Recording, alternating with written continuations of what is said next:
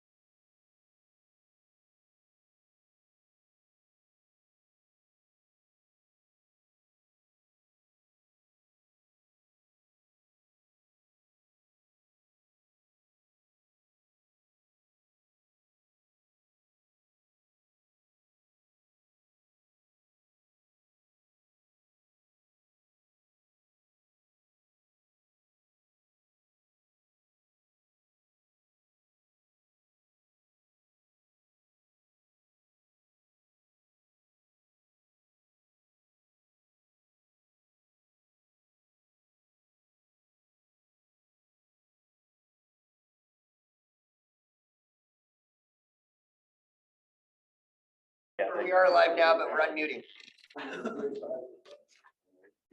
All right.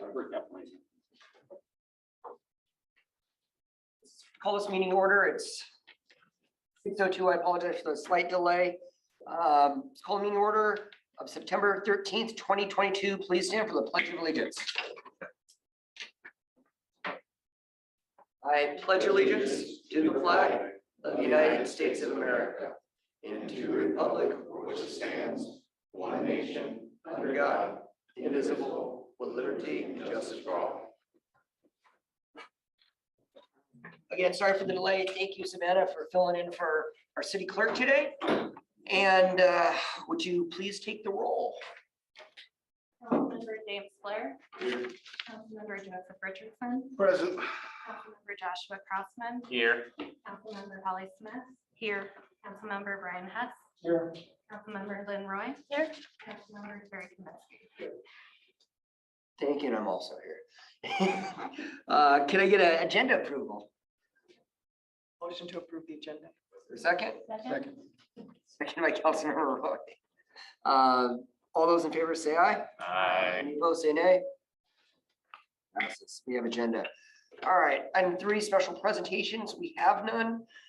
Public comment. Do we have anyone who wishes to comment or testify? No one's raising their hands. Going once, going twice. All right, you want to go back to full screen now? Thank you. All right, moving on to consent agenda. We have the August 23rd, 2022 regular meeting minutes and the July 2022 check register and position budget report. I move to approve the consent agenda. Second. Seconded by Councilmember Blair. Is there any discussion? All those in favor say aye. Aye. Any opposed, say nay. Motion carries. All right, moving on to new business. We got amendments to the development code. I believe Miriam or Cody is going to be talking about this. Please. Good evening, council. Before you are amendments to sections 18.35, 18.36, 18.37, and 18.40 of the Unified Development Code. As you know, we brought these to you guys 2 study sessions ago, and we kind of talked ad nauseum about it. Also, Planning Commission has gone over these. 2 out of the 3 changes were approved and recommended to Planning Commission. The third one Planning Commission wanted to add some stuff to prevent possible extensions of camping or turning into, as their word said, a homeless encampment or something. So we added some language to kind of protect against the RV parking and still brought it forward to you. You will notice, gold star if you got it, is there was a slight text formatting error and it kind of added some of the land use onto the bottom of the staff report. That doesn't affect anything because the ordinance is fine. If anyone got that, I'll give you a gold star after this. Everything else is in there.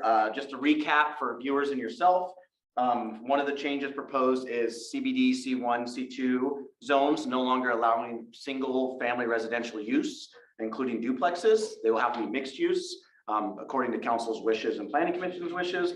Right now, as you know or may not know, a single family home or a duplex can be built in CBD, C1 and C2, and that's taking up prime commercial real estate. So we wanted to avoid that. There's plenty of R6 and above zoning available around the outskirts of Yelm, so anyone can build homes they want to build there. Another change was the height limit. We said increasing the height limit in CBD, C1 and C2. We've had a lot of developers coming forward to us about possibly building mixed use, and part of the magic number to make the funding work is a 4-story residential with a 1-story commercial. So that 60-foot height limit allows that, and it's consistent with other uniform areas around us. Also, there was a question, someone had a question about fire department last time. I think it might have been Councilmember Hess. The fire department has a ladder truck that they will have at the end of this year. So there's no issue with fire department providing protection or firefighting services to these buildings. We also, the good news is buildings over 3 stories require sprinklers. So you'll have sprinklers in the top stories. So there's extra protection there as well. And then the last change was the RV camping and open space. So we do allow short-term RV camping in other spaces. We had code for it. Miriam found some of that code and got it pulled out. And so we're changing all of that to allow this RV camping for short-term up to 3 months in open spaces. We've had expressed interest from private developers to build RV camps. This would not be a city-owned RV camp. It'd be a private developer coming in, building an RV camp and using it for like a camping area, if mother-in-laws or summer suite if families come back and try to visit their grandkids or whatever. They won't need somewhere to camp for a couple months during the summer while they're here. So that's kind of the use of this RV park. Be happy to answer any questions if you have any. Councilmember Blair. The existing codes, what did that state is? When you're referring to open space, what are you referring to? Open space is park, tracts of land that are not designated like commercial, residential. Open space is allowed in is a special use in any zone. So you can do open space in any zone as a special use. Okay, so this does not mean someone can just randomly pull up in an empty lot and park their RV. Correct. So it wouldn't mean that an open parking space or an open, it's specially designated open space for RV camping. And in the code, it clarifies RV camp. It would just designated RV camping as part of an open space. So it'd have to be, even like our park is considered an open space, but it's a park. You wouldn't be able to camp your RV there because that's an open space. You'd have to have an RV park approved for that open space camp and designated as an open space. Yes, Councilmember Smith. Do we have any of the open space RV parks right now? No, we do not have any open space RV parks. There are, obviously there's a couple of really older properties that have some RVs that have been allowed to because of just, they've been there for years. That favorite phrase we like to say, existing non-conforming use, right? That's a favorite phrase the planners like to use and we use a lot of. So you do have some of that. There's no current spaces we have in the Yelm area. And we will get calls. I mean, I probably field at least 1 or 2 calls a week, especially during the summer, about people going, hey, where's the nearest RV camp? I'm coming to visit my children. They're performing or there's sports thing. And I go, Centralia, Chehalis, Lacey, somewhere besides here. So it'd be nice to be able to provide that with them here. And the good news is too, with our, they'll have septic and hookups and they'll have to have all that screening on site at these RV camps. You can see that in the code. But we'll also have our new septic pumping station with our new plant being built. So there might be the benefit of some future, maybe bringing back an RV dump station. Not guaranteed, but there might be that in the future. Let's go Councilmember Hess, then Blair. To the code that's changing the central business district C1 and C2. What is the percentage of residential to commercial? 60-40, right? For CBD, Mixed use, for mixed use. 66. 66-33. Yeah, 2/3, 1/3. You can have 66 point, 66.3 you're repeating, or 66.666, yeah. So Councilmember Blair. For the RV campground, Are we regulating number of sites per acre or anything like that? Yeah, so they'll have a certain number of hookups they'll be allowed per their size. It'll have to be on their plan. We'll review that plan and make sure it makes sense to us. They'll have to have room for the RV. We also put in there, if you look at the code, no, any permanents. They can't build any structures around it, patios, skirting. We specifically put those in to prevent that permanence thing. They're temporary, 3 months. And the good news is, since it's privately owned, they're gonna wanna continue to make money on their property, so they're gonna keep those RVs moving. It makes no sense for them to let RVs sit in camp and just collect, whatever. Did we change up the skirting? Yeah, permanent skirting is what it says. You can, No permanent structures. yeah. So that was changed in accordance with what you guys had asked for last time. Just do the podium a little to the left. Now, as far as like number of sites. Oh, this way. Sorry, I'm just trying to get it. There we go. That gets confusing me now. I've seen. No gang signs. I've seen some RV parks where it's literally just a big asphalt lot Mhm. and they have RVs parked all next to each other with a small little strip of grass. It looks like trash. Yeah. So is that what it's gonna be, or are we expecting it to be more like an actual campground style type of thing? That's exactly the campground style. They have to have hookups for each RV. So each RV will have a connection system, a sewer hookup. That'll keep those things, you don't have RVs that'll be just sitting there on grass. They'll have to be in an actual stall with a hookup, with connection power. That all goes to our sewer system, runs through our water. So you'll prevent that just stacking on top because you won't be able to provide connections. They're required to have a connection for each RV they have. So we'll prevent all that. And also it goes through site plan review. So it is a special use. So it has to go through a review versus a use that permitted. So they have to go through a special use and get approved. So we'll prove all that. We'll look through all those, make sure the design looks good, everything's there, landscaping's there. There's a lot of requirements we added in there that they'll have to follow. So like, do we have X amount of space between? Sort of X amount of, There's not a direct space number in there, but there is landscaping, hookup space, things that have to make sense when you review it. And we can guide that with how big RVs are. You have to have 36 feet, 42 feet, whatever that number is. We can do that as we do our review, which is nice. We have that ability to review those. And you Yes. don't have to approve the regulations because the special use is not a permitted use and the hearing examiner makes a decision. like, I get it, you have to have enough spaces for it to make sense money wise. But like I said, if I showed you some of these ones that are around, it's literally, it's a damn parking lot is what it is. And it doesn't do any benefit to us other than, at that point, you just park at Walmart. So. Yeah, and it won't be that. And that's a good thing about having that special use is we get to review it, make sure it makes sense, make sure the drawings make sense. If it doesn't, we go, no. And there's nothing, and we have that power to do that. So. Councilmember Hess. To the amendment for the changing from 35 feet to 60 feet. We had the presentation during the study session. There was the discussion about rooftop, that there was things that could be done with that exceed the 60 foot. Did we get some of that clarification put into? Yeah, so rooftop amenities are not included in that, but they're limited. So yes, there wouldn't be the ability to shoot a skyscraper, like a 100-foot tower antenna and make some really bad movie about it, right? So I just watched a really bad movie about an antenna and people jumping off it, sorry. So yeah, that is limited. And we have that review process as well. So, but they would be able to have maybe a garden on top or a kind of fencing area so they could have people on top to watch things or watch the games across the street. So there.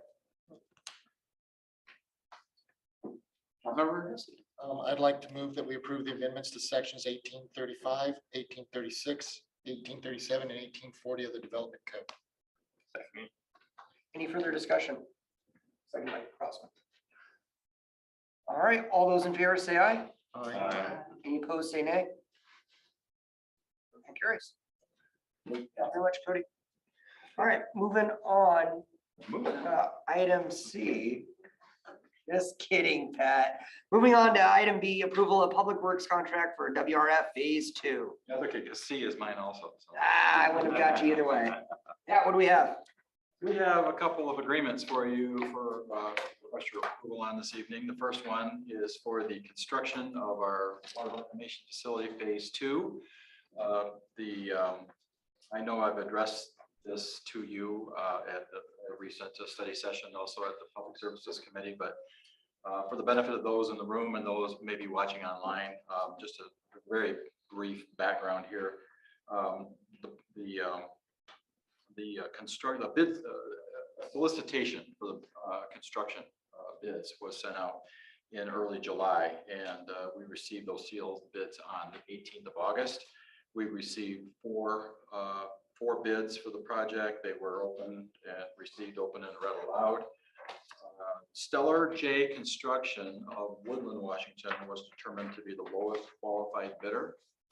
Bids came in actually very, very tight, which is encouraging to me, knowing that there's a lot of competition out there for this project. It's a large project. This particular agreement is just shy of $33 million, perhaps one of the largest contracts this city has ever seen. But this will be financed in part with a low interest loan from the Washington Department of Ecology. And a portion of it will be through a grant that we'll be receiving from the Department of Commerce. The low interest loan will fully finance the liquid stream portion of the project, which represents about 84% of the project. The grant from Commerce will finance the new bio dryer, which is a good part of the solid stream portion of it. So tonight I'm just asking your approval to authorize Mayor DePino to sign a public works contract with Stellar J Corporation in the not to exceed amount of $32,998,602, including Washington State sales tax, for construction of the water reclamation facility phase 2. If you have any questions, I'd be happy to answer them. Member Hess. I just want to make sure that it's clarified that we, with the low interest loan, the grant, and the how well everything's been working within Public Works, that this is not going to be raising the sewer rates for the residents at this time, and we are not even considering that due to the fact that as we get more developments growth, things will be paying for themselves. Is that correct? That is correct, and you could not have stated it any better. We are not anticipating any increase in rates for sewer at this time. So, any other questions on this particular contract? Councilmember Blair. Move to approve public works contract for WRF phase 2. Second by Councilmember Grossman. Is there any further discussion? All those in favor say aye. Aye. Any opposed say nay. Motion carries. Thank you, Pat.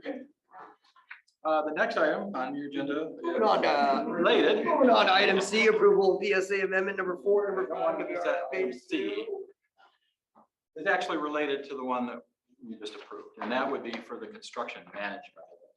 That would be with our engineer of record for this project, Parametrics.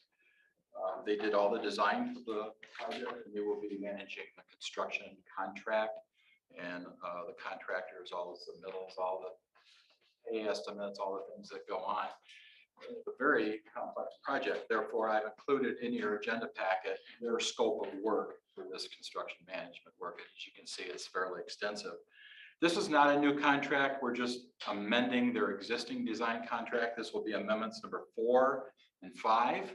The reason I'm splitting them into 2 amendments, because part of this is for amendment number 4 would be for the liquid stream side, which is being financed through our low interest loan. And amendment number 5 will be for the solids portion of it. So that will be paid for in the sewer capital facilities fund. So that's why they're separate.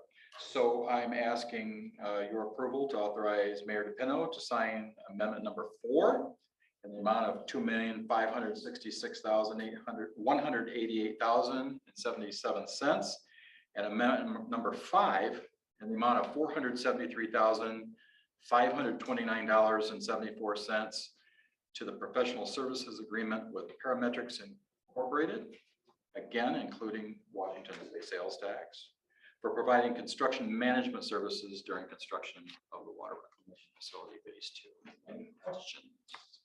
Richardson. Just from my understanding, looking at, I read a little bit of it earlier, and it sounds like Parametrics is trying to hold accountable as we make a deal with Stellar, Jay? Is that what it is? That as far as holding accountable to the project and making sure things get done timely? That is the primary intent of construction management. Right, and I was looking at there was things about if this doesn't happen, we'll make sure that, and it was really to protect the city, so the city doesn't lose as far as production and even investment into it. And so, and I saw that, I was like, okay, that's what this is about. So this is more of a safeguard with our agreement going in with Stellar J. That is exactly what it is. And a primary function of construction management is making sure that the, They do their job. the labor, the parts and equipment is all conforms to what was required in the design.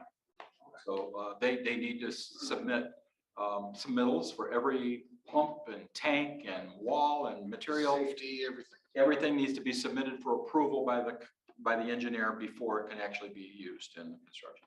That helps me understand it more. Thank you.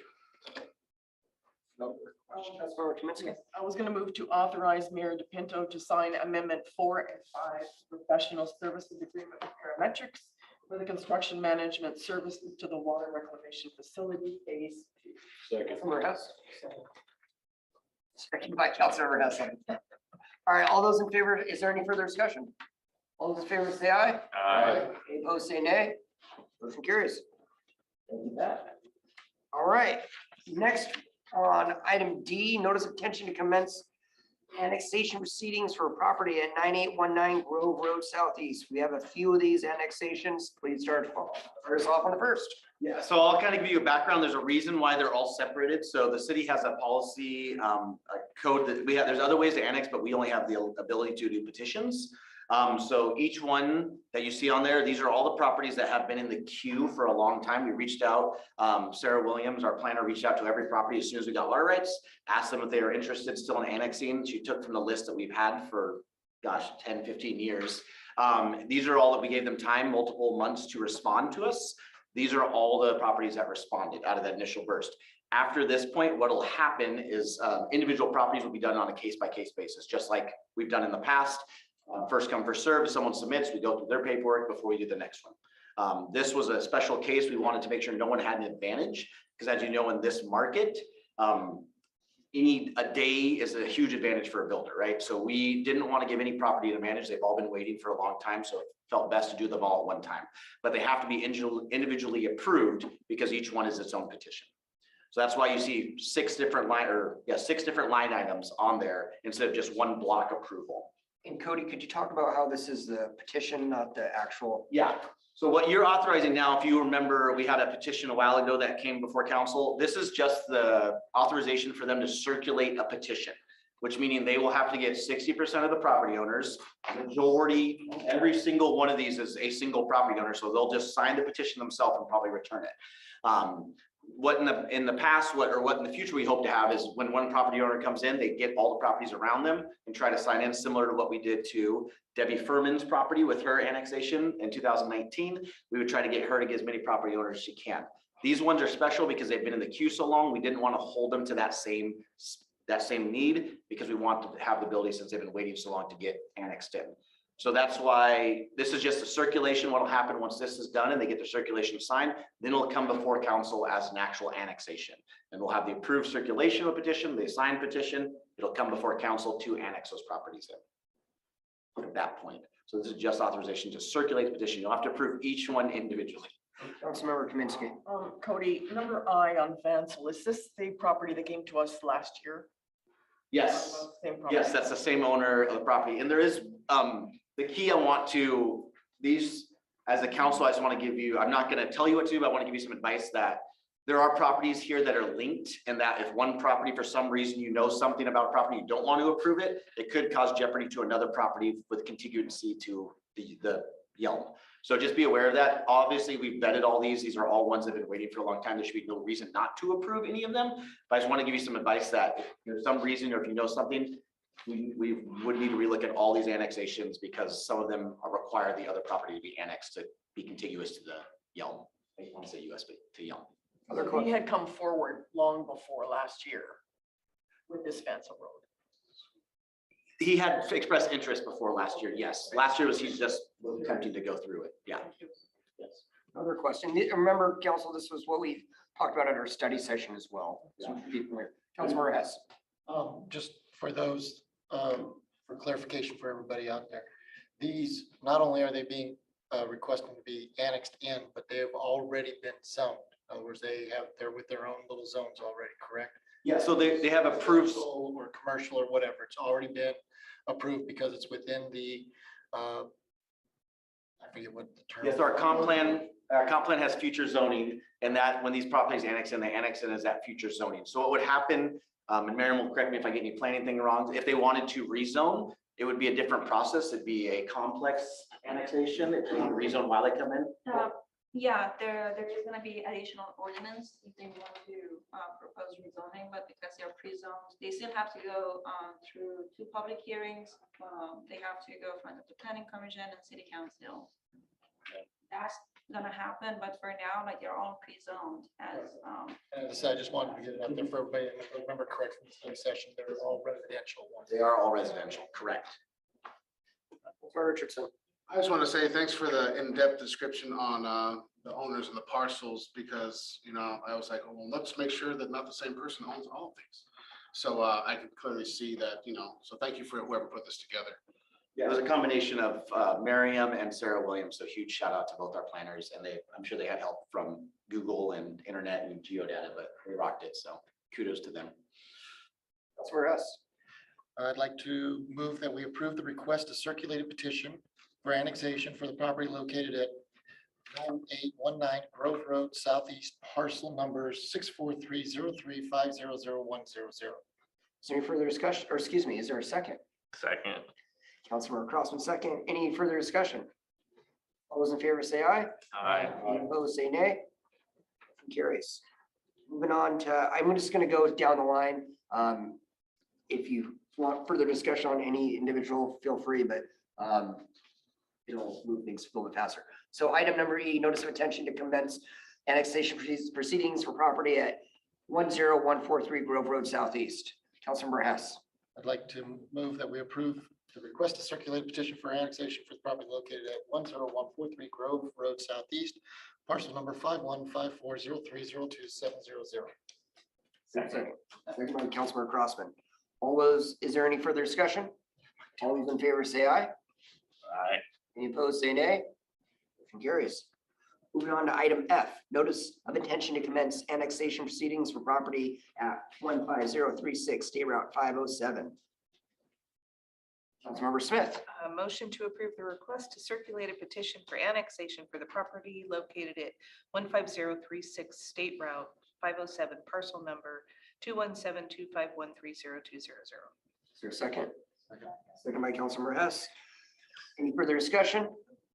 All those in favor say aye. Aye. Any opposed, say nay. Motion carries. Moving on to item G, notice of intention to commence annexation proceedings for property at 16345 Railway Road.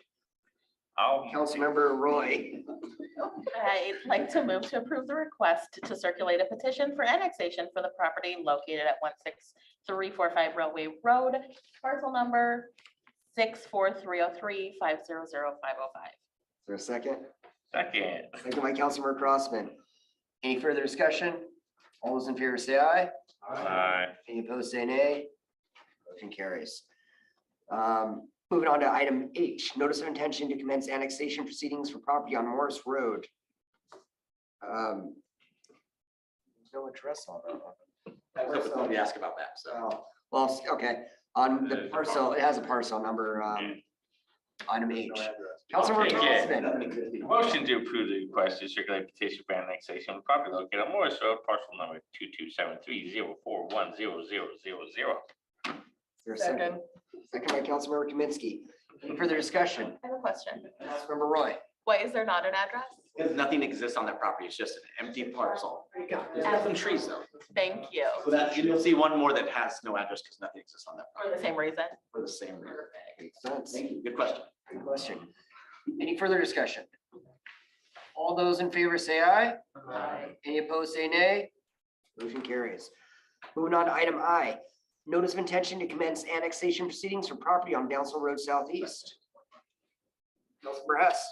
Motion to approve the request to circulate a petition for annexation for the property located on Vancil Road Southeast, parcel number 22730410300. Second. Second by Councilmember Roy. Is there any further discussion? All those in favor say aye. Any opposed, say nay. Motion carries. Thank you, Council, for the very speedy annexation process. To circulate the petition. All right, moving on. Item number 7, old business. There's none. Item 8, updates. Departments. Todd, please. Todd. Todd. Just Todd. Thanks, Mayor. Good evening, council. Have some updates for you today. I'm prepared to Administrator Todd, excuse me. If that's what you're looking for. whatever you need. Yep. It works. So yeah, just a couple updates as we're getting caught up here. Right, we're gonna start off with the court tonight. So in July of this year, we went down to 1 court date per month, just because of decreased reason to have court. Part of that was just staffing issues in the police department. We were down a little bit, going through that. And so we were able to combine to 1 court date. Court dates are now going to go back to 2 days a month, beginning in January, because court activity has picked up. The need for people to go to court has increased for various reasons. And then in addition, court should be going entirely paperless in January of 2023. They're excited about that. They're working towards that. So that'll be a great thing. Public Services Department, there's really nothing going on there. I'm just going to give a couple highlights. It's really about the splash pad. So I just want to make a note that the splash pad operated flawlessly from Memorial Day through Labor Day, every day, no issues whatsoever. So thank you for that. And then the biggest day is coming up on September 23rd, Saturday. Those of you who have some furry friends, that is our canine day at the splash pad. So get your canine, go out there. I know Lynn will be there. You're gonna be there with your canine? Of course, we will. Okay, so let's move on to the finance department.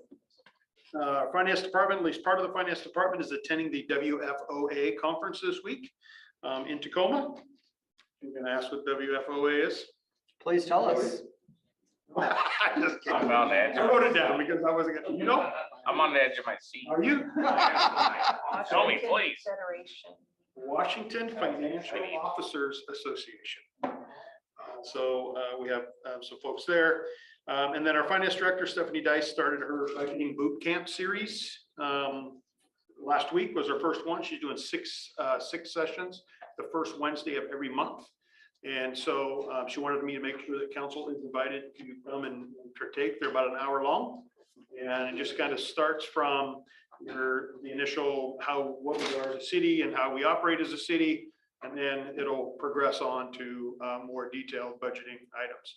I believe she gave you the first one, the budgeting 101 workshop at the study session the last couple of months. And so we just had that last week. And then in October, the first Wednesday of October, we'll start session 2. And it'll be an hour long. You know the times? I can't remember the time we had for those 10 to 11. You guys remember?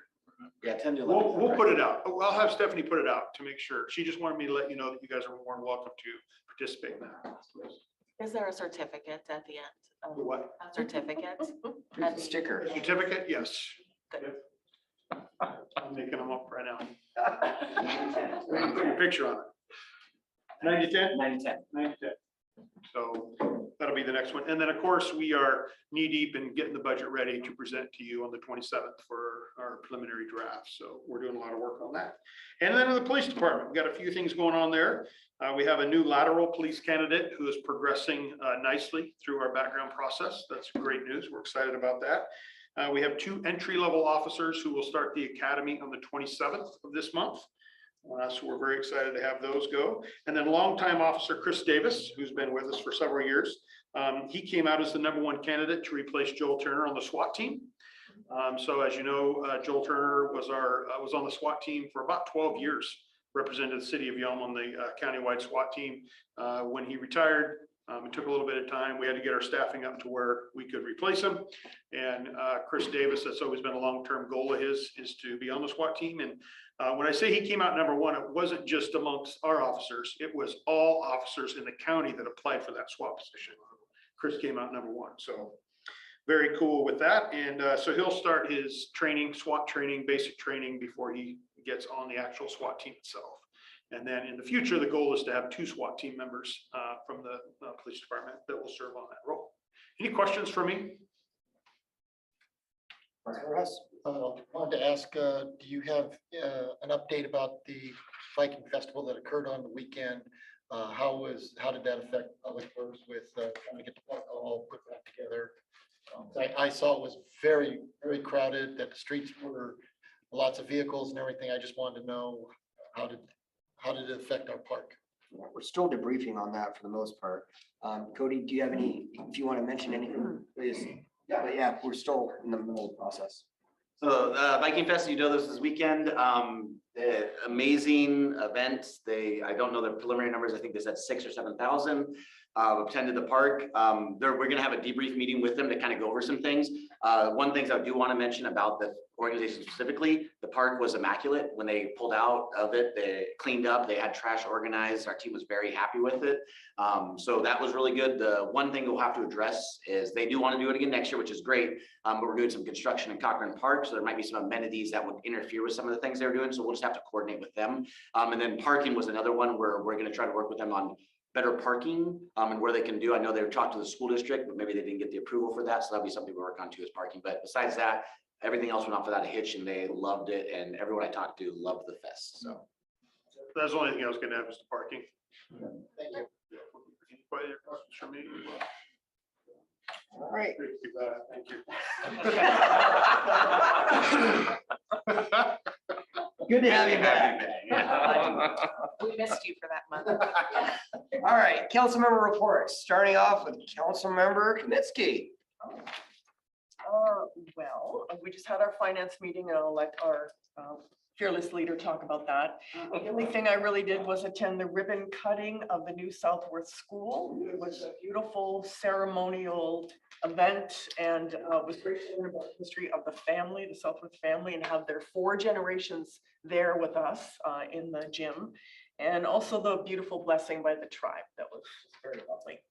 And then my next Nisqually River Council meeting is this Friday, and first time meeting in person for 3 years. And it will be here at the lovely Yelm Community Center, 9 a.m. to 12, if anybody would like to come. Oh, yeah. Councilmember Kaminsky. Councilmember Roy. I too was at the Southworth ribbon cutting, and it really is a beautiful space. If you have the chance to take a tour, there's attention to detail is amazing.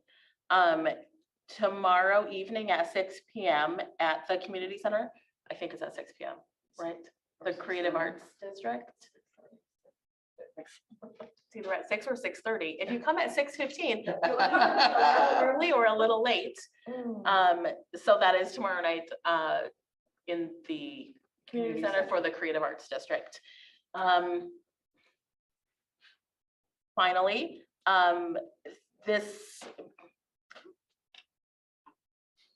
my time serving the city of Yelm through this position on council has been incredible. I've always been a proponent of growth, and sometimes growth means making hard decisions.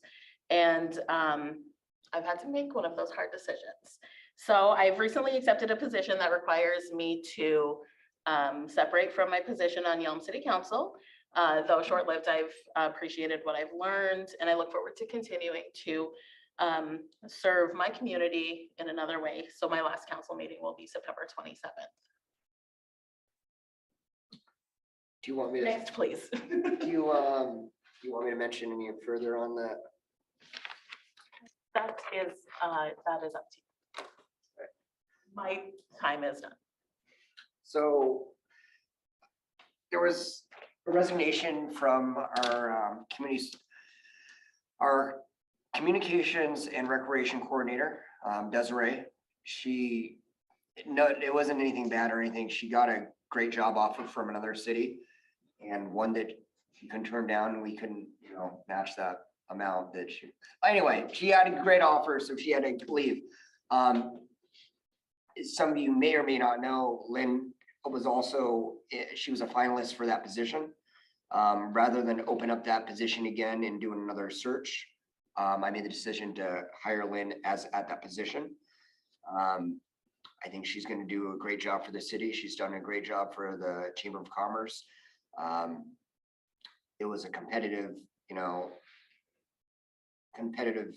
field, and I thought that it was a very close decision that Lynn didn't make it in the first place. So I am very happy that she's in this position now. I'm very sad to see her leave on the city council, but she's going to serve the community in a different capacity, and I think she'll do great at it in that position. So we will be opening up this position and the application process and all that in the very near future. The next meeting, we'll probably have something prepared for the council to move forward with, not a person, but the process and all that. We'll have that laid out. It'll be a very transparent public process and all that. So congratulations, Councilmember Roy. Moving on to Councilmember Hess. No, have not attended any new meetings since the last one, but I do want to say for Director Colt with Public Service, appreciate his response in reference to a concern from a member of the community in reference to potholes, of trying to get clarification of why the city was not doing that. And I appreciate Director Colt answering in a timely manner that question. And just to kind of put out there for everybody, the Public Works does a great job of filling in the potholes that are within city's purview of control. The ones that are in question are on State Routes 507 and State Route 510. And so it's up to the state and the Public Works. If I remember correct, you are in contact with them to get them fixed. So thank you, Director Colt, for doing that. Thank you, Councilmember Hess. Councilmember Smith. Okay, I had attended public safety and Todd, it's hard to stop. Or talked about the two officers and the possibility of a lateral. With the new school year, one thing that Chief Carlson brought up is they're going to try to do some fairs within the schools, not just with the SRO, just to kind of help build that relationship between the students and the police. So that will be good. The body and vehicle cameras are working very well. He brought up the fact that now if somebody comes in with a complaint or wants to discuss something, he can immediately look at the footage and make a decision. I attended the Southeast Thurston Fire Authority meeting. They are gearing up because they help support like the football games for Rainier and Yelm, the Lake Lawrence boat races, and some upcoming equestrian events. They have a new aid unit they're excited to use, but they still are waiting for the radio from TCOM because TCOM will no longer do one-offs. They have to wait till they come out to do all of their trucks. Oh, and I attended the FFA car show. And if people don't know, our FFA chapter is the largest in the nation, which is awesome. And they put on a great car show. And my car show won the largest club participant award. Congratulations. Councilmember Smith. Councilmember Crossman. I would just like to invite everybody to the unveiling of Yelm's newest mural off the Perry Line Trail at the back of PTL Flooring Building at 310 Northwest Railroad Street this Saturday at 10 a.m. So if anybody wants to check that out, and feel free to go by anytime, take a selfie there, go Yelm. And Word of that. Thank you, Councilmember Crossman. Councilmember Richardson. Well, I attended the chamber forum today, and I do want to say that, the chamber will be really, really sad losing Director Lynn, but at the same time, I think the city is very fortunate to have that as well. Great culture, everything there. So, but yeah, we appreciate you, Lynn. So you were good there. And then I'm not gonna cry. Yeah, I'm good. I also attended the Southworth ribbon cutting. That was fantastic. Really beautiful school, really beautiful. I took my son with me. It was, man, it's nice to see money well spent and done well and everything. Just when you have a beautiful, clean school like that, it makes me feel good that my kid goes to school. And even the safeguards that they have with, they were explaining some of the security things. I'm like, that's great. So you can just press a button and boom, lockdown, we're good. Everybody's safe. That's what we want to know is if everybody's gonna be safe. So also attended a SWAC meeting, still trying to learn that language. It's very new to me. You know, Solid Waste Advisory Committee used to be on that. I think he wants to be back on. But it's educational, but I'm not even gonna try to explain it because I can't. But I'm listening as they speak. The Finance Committee, we just had the meeting earlier. Stephanie went through with the July 2022 check register, and she's gonna bring some fee changes and present them, I think, at the study session. So we can talk more about those. Very interesting things going on. I think that's it. Thank you, Councilmember Richardson. Councilmember Blair. Joe covered finance, so. That was gorgeous. All right, well, my report, want to thank the planning department, Miriam, Cody, Sarah, you all did a very wonderful job, with this annexation process. I know it's a long, it's a long process, so thank you for getting us there. Good job on that.